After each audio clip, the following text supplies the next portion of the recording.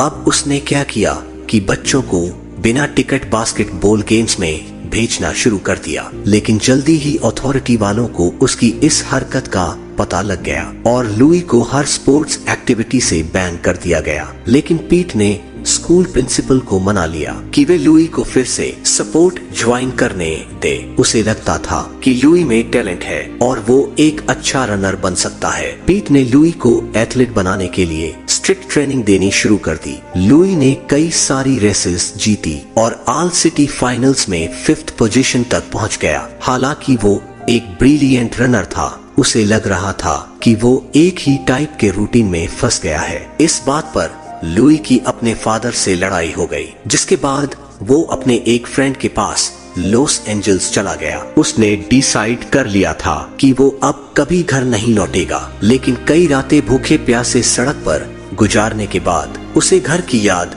आ ही गई। अक्ल ठिकाने आते ही वो घर लौट आया। उसने अपने भाई के सामने हार मानते हुए फिर से एक बार ट्रेनिंग शुरू कर दी। ये 1932 की गर्मियों की बात है। लुई की डेडिकेशन ने उसे एक ब्रिलियंट रनर बना दिया था। वो इंडियन रिजर्वेशन में ट्रेनिंग के लिए गया और जब वापस आया तो पैशन से भरा हुआ था। अब उसने अपनी डेली लाइफ में भी रनिंग को इन्वॉल्व कर लिया था। अब वो अपनी बाइक चलाने के बजाय स्ट्रीट्स में दौड़ता था। लुई ने एक्सटेंसिव ट्रेनिंग स्टार्ट कर दी। मिलर ग्लेन का निधन उसका आइडियल था, जिसने बुरी तरह जल जाने के बाद रनिंग में अपना करियर बनाया था। लुई की अब एक पर्सनैलिटी बन रही थी। हालांकि वो अभी भी पहले वाला स्ट्रॉन्ग और कभी हार ना मानने वाला लुई जम्पेरिनी ही था, लेकिन अब उसका एक एम्बिशन जूनियर कॉलेज में लुई क्लास प्रेसिडेंट बना। वो लड़कियों में काफी पॉपुलर था। अब वो सब 5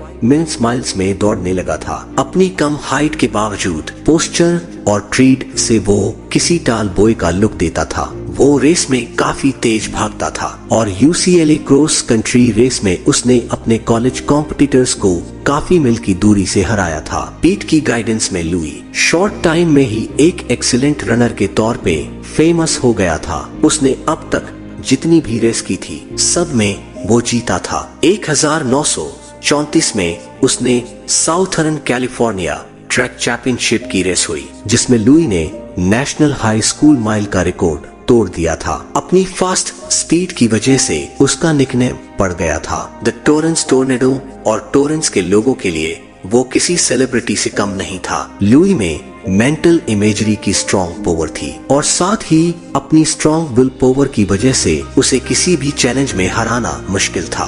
वो अब 1936 के ओलंपिक में 1500 मीटर रेस के लिए का पार्ट लेने का ड्रीम देख रहा था। हाई स्कूल पास करने के बाद लुई को अपने यूनिवर्सिटी ऑफ कैलिफोर्निया में स्कॉलरशिप मिल गई थी, जहां उसका भाई भी पढ़ता था। लेकिन उसके भाई ने उसे कहा कि कुछ टाइम और ट्रेनिंग करो, उसके बाद कॉलेज ज्वाइन करना। लू ने काफी कोशिश की, लेकिन वो ओलंपिक टीम में सिलेक्ट नहीं हो पाया। फिर उसने कॉम्पटन ओपन 5000 मीटर रेस में हिस्सा लिया। इसमें उसका कंपटीशन एक प्रीमिसिंग रनर नॉर्मन ब्राइट से था, जो 1936 ओलंपिक टीम में भाग ले चुका था। पूरी रेस में लुई ब्राइट के साथ साथ दौड़ता रहा, लेकिन बहुत स्मॉल मार्जिन से वो ये रेस हार गया था। यहाँ एक बार फिर उसकी विल पावर काम आई। उसने ओलंपिक के लिए फाइनल ट्रायल देने का सोचा।